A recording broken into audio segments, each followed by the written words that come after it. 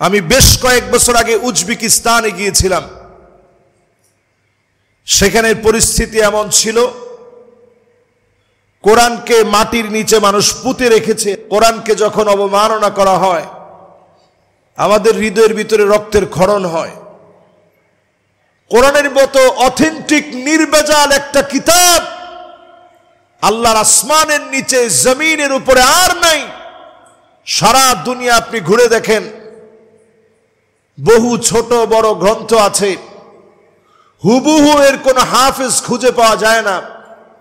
যজুবেদ হোক, ঋগ্বেদ হোক, শানবেদ হোক, অথর্ববেদ হোক, স্মৃতি শ্রুতি Upanishad, New Testament, Old Testament সহ এই পৃথিবীতে অসংখ্য কিতাব আছে যার কোনো হাফেজ খুঁজে পাওয়া যায় না।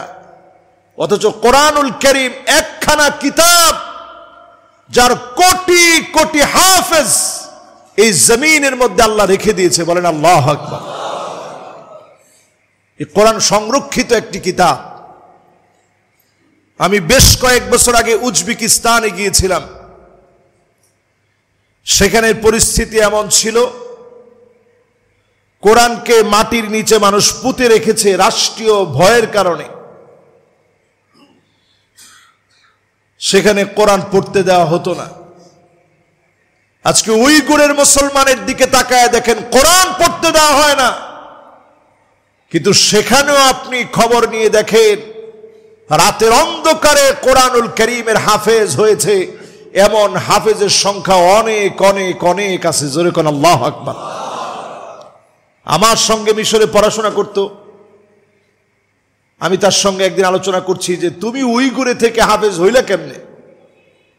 বলছে উইগুরে হাজার হাজার মানুষ হাফেজ হয়, ছোট ছোট বাচ্চারা হাফেজ হয়, বাহির দিয়ে তালা মারা থাকে, ভিতরে বসে বসে চীনের রক্ত চক্ষুকে উপেক্ষা করে ভিতরে বসে বসে কোরআনুল কারীমের তেলাওয়াত চলে। বাহির থেকে কেউ যেন বুঝতে না পারে, এজন্য তালা মারা থাকে। বলেন আল্লাহু আকবার। এটা যদি ধরা পড়ে যায়, তাহলে গর্ত খুঁড়ে ওই গর্তের ভিতরে লুকায়া কোরআনুল কারীমের তেলাওয়াত, গুহার ভিতরে বসে বসে হাফেজে কোরআন তেলাওয়াত শোনায়, ছাত্র শুনে। হাফেজে কোরআন কোরআন তেলাওয়াত শোনায়, ছাত্র শুনে। উস্তাদ ছাত্রের মুখ থেকে শুনতে শুনতে আল্লাহ পাক এই সিনার ভিতরে কোরআনকে সংরক্ষণ করে দেয়। বলেন আল্লাহু আকবার।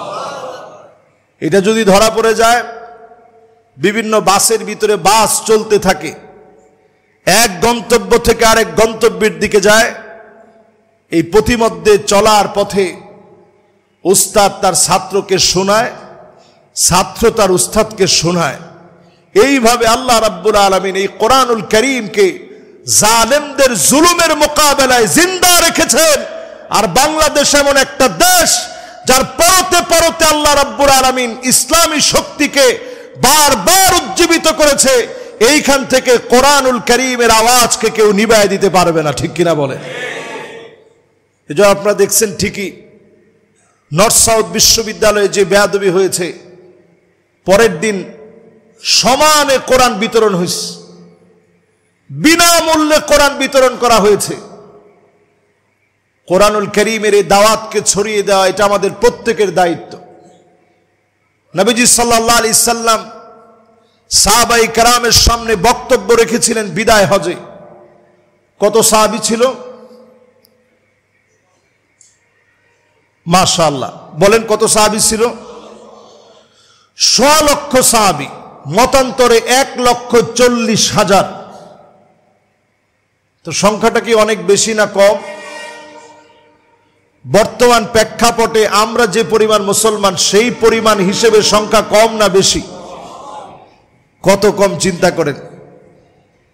আমাদের বাংলাদেশের অনেক মাহফিলে এর চেয়ে বেশি লোক হয়।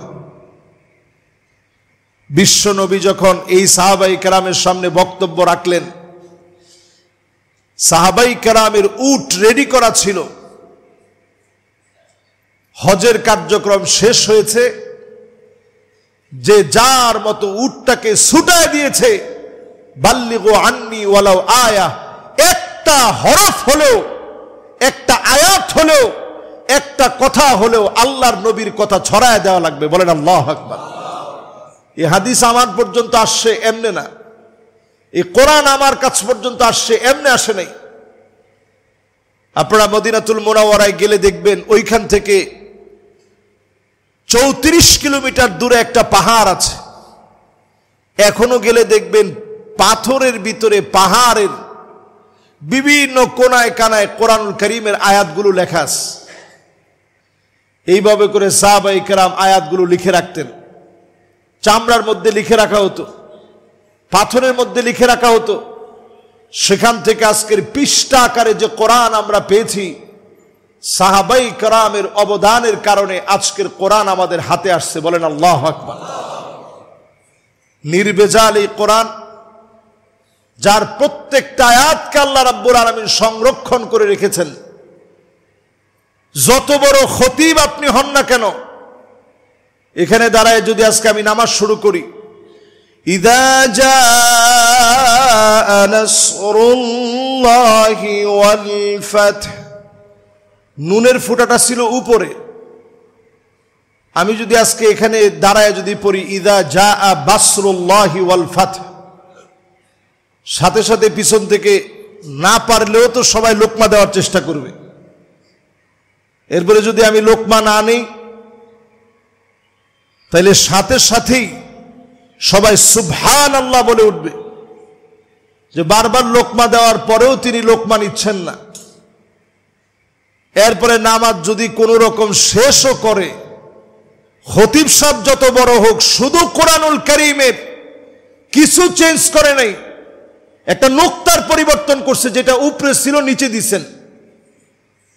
এই নুকতার পরিবর্তন যে দেশের মানুষ কোনোভাবে মেনে নিবে না, ওই দেশে আল্লাহর কোরআনের বিরোধী আইন মুসলমান মেনে নিতে পারে না। ঠিক কিনা বলে? এই জায়গাটায় আমাদের আসতে হবে। বাংলাদেশে যদি আমরা জিজ্ঞাসা করি ইসলাম আপনার কাছে কেমন লাগে, আমরা এক বাক্যে সবাই জবাব দেই আলহামদুলিল্লাহ। ইসলামের চাইতে শান্তি তো আর নাই। এবার যদি প্রশ্ন করি এই জমিনটা কোরআনের আইন দিয়ে চলুক, আপনার কাছে কেমন লাগে? অনেক লোক এখন এখান থেকে একটু পিছলায় যাবেন যে হুজুর, কোরআন দিয়ে আবার রাষ্ট্র চলে কেমনে? এই কোরআন দিয়ে রাসূল রাষ্ট্র কেমনে চালাইতে হয় এটা শিখাই দিয়ে গেছেন। আমরা যদি এখনো না বুঝি কোরআন দিয়ে রাষ্ট্র চলে কেমনে, এই না বুঝার কারণে অপূর্ব পালের মতো লোকেরা সৃষ্টি হয়। আজকের পৃথিবী মুসলমানদের দিকে তাকায় আছে। বাদা আল ইসলাম গরীবান ওয়া সায়াউদু গরীবান তুবা লিল গুরাবা। ব্যতিক্রম কিছু মানুষ ইসলাম চায়, যেই মানুষগুলা ইসলাম প্রতিষ্ঠার জন্য কাজ করবে, জমিনে দ্বীন কায়েমের জন্য কাজ করবে, আল্লাহ পাকের সত্যিকারের গোলাম হবে। যদি আপনি আমি নিয়ত করি, অবশ্যই আমাদেরকে দিয়ে যিনি বিজয়ী বানায় দিবেন তিনি কে?